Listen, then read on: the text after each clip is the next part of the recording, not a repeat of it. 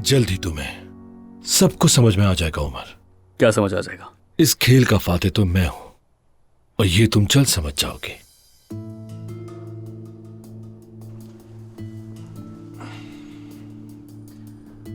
ये कोई खेल नहीं है मेहमद, क्योंकि अब मैं यहां पर हूं।